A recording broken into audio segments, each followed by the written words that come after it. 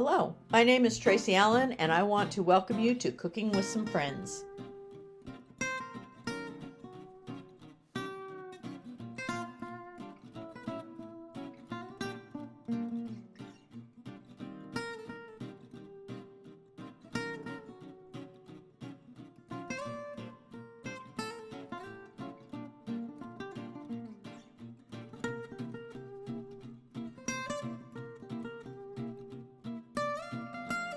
Hello, and welcome to Cooking with Some Friends.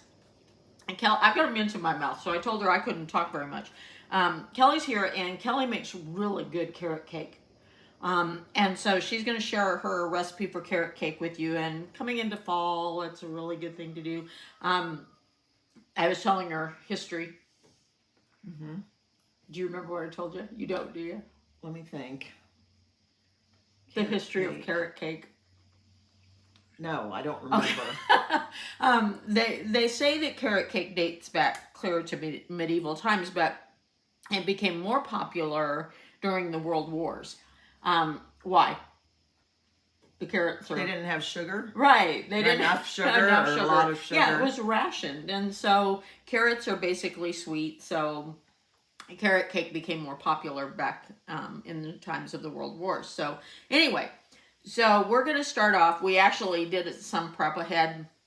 We measured out some ingredients, and we also prepped our pans. These are 9-inch cake pans, and Kelly sprayed them, and we put parchment in and then sprayed that too. So we have 3 layers that we're going to do. Do you always do 3 layers? Mm-hmm. Okay, so you walk them through it.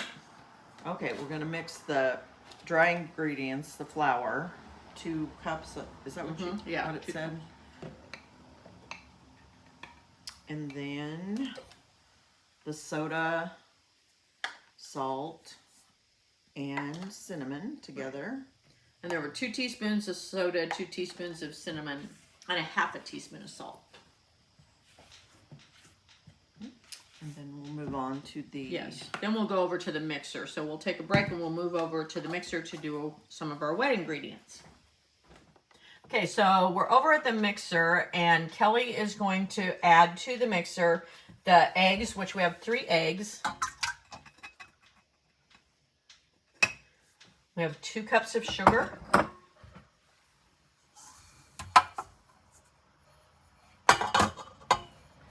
3/4 cup of oil, vegetable oil.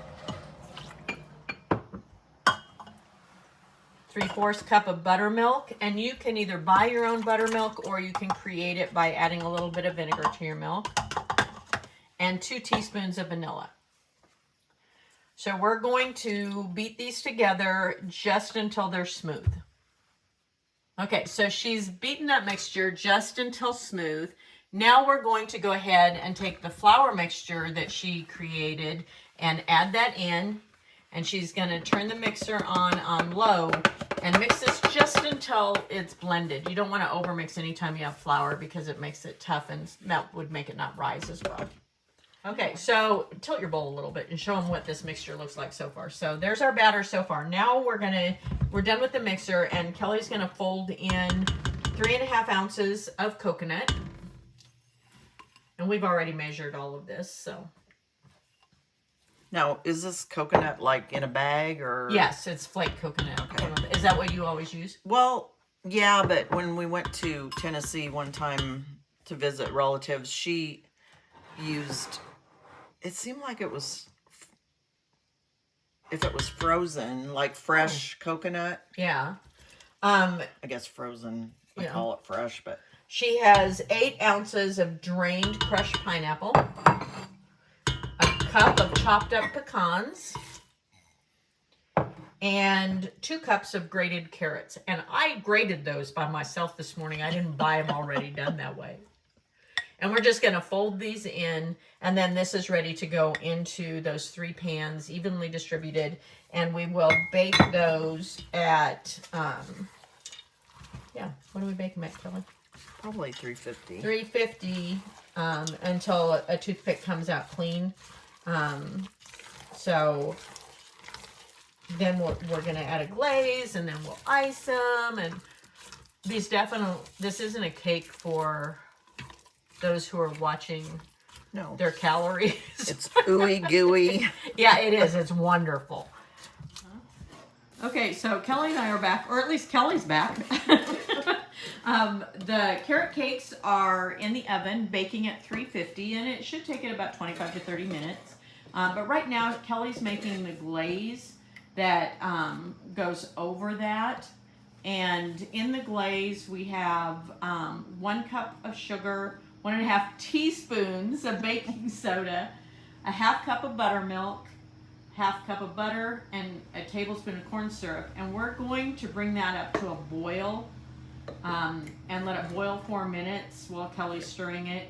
And then when it boils, after it's done boiling it, we're going to take it off the heat and add a teaspoon of vanilla. So we're just waiting for the butter to melt and that to come to a boil. Boil 4 minutes.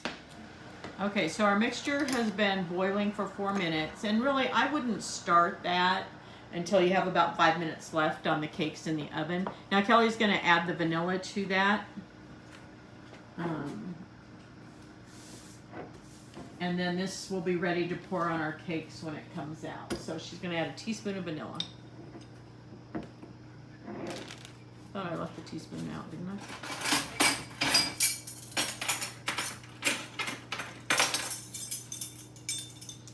And this is the glaze that goes over the cakes when they come out, right when they come out of the oven. Then you're going to let them cool in the pan for at least 15 minutes before you put them out on a wire rack.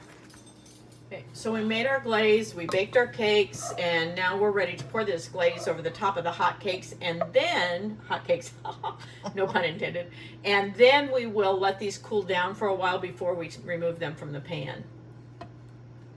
I think the recipe says 15 minutes, but we want them to be cool. Okay, so we're back to finish up the carrot cake.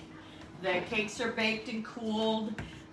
We put the glaze on it, and now we're making the icing. So in the bowl, Kelly has 1.5 sticks of butter that's at room temperature.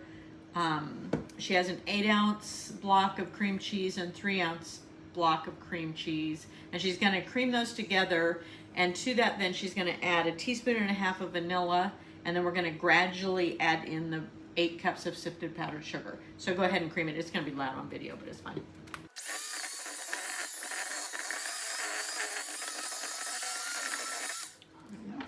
1.5 teaspoons of vanilla. I know that doesn't like to sit there. I'm gonna put my glasses on. That's 1. Did you have trouble figuring out the opening of the bottle the first time? I did. You do what 1.5? Yeah, just you do what I do. You pour with your left, even though we should never do anything with our left hand because we're not left-handed. Did you see it shaking? Yep, I do the same thing, and sometimes I go, or you can add an extra 1/2 teaspoon.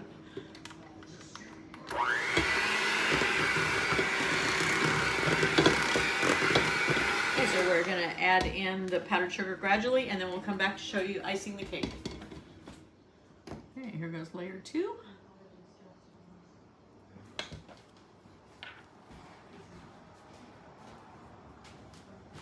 This one's gooier than the other one. Must have dumped more sauce, or what do you call it? Glaze? Yeah, more glaze in it. I'm just gonna leave the camera running, and I'm gonna let you put this on there. Okay. We'll see. Does it have wax paper on it? Yeah, not on the top, just underneath. I mean, just this piece. Just this big piece. That's why I put it in my hand and flipped it over, then flipped it onto it. I might be able to put it around the edges. Okay, Smarty. I see you do it. Oh, I think I took it off. I took it off that side, so. No, it's still on there. You can put it, set it down on the thing first if it's easier. Set it down on your cake. that might help. You know what my hand's gonna I know. look like.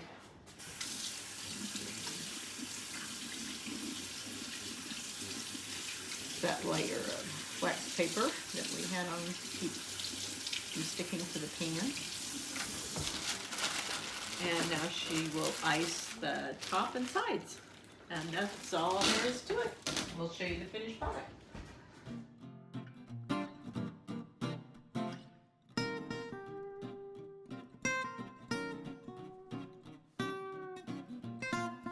Hello, and welcome to Cooking with Some Friends. It's a late evening, but this is a recipe that needs to go in and set in a cold oven overnight, and then bake it in the morning, and then we have it after that. So, and it's a recipe that I've gotten from a very dear person to me. So Jan shared her monkey bread recipe with me, and so that's what I'm going to make tonight. And so I have my bump pan, and I buttered it. Normally I would spray it, but I buttered it all over. And then I have a cup of pecans that I'm going to put at the bottom of that and kind of make sure they're evenly distributed. Okay. And then I'm going to take some Rhodes dinner rolls and put 18 of these in the pan over the top of those nuts.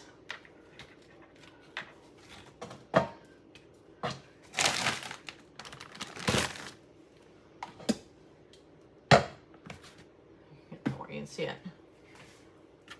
4, 5, 6, 7, 8, 9, 10, 11, 12, 13, 14,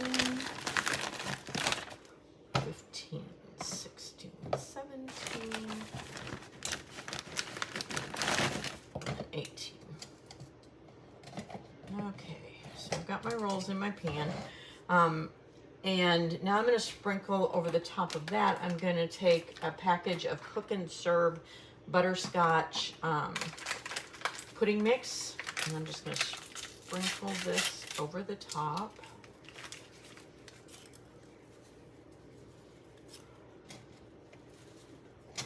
Move some of those rolls a little bit.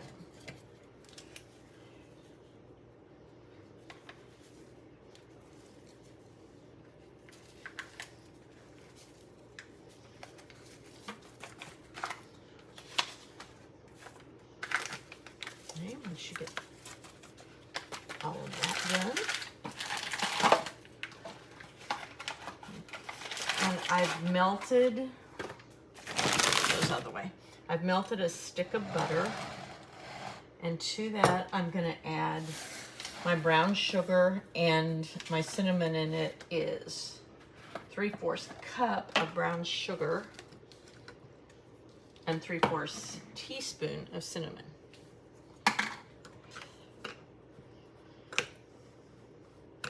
Once I get this mixed, I'm going to pour it all over the top of my rolls. And then I don't cover this, and I put it in a cold oven, and that will allow those rolls to rise. And then in the morning, I will heat the oven to 350 and bake these for 25 minutes.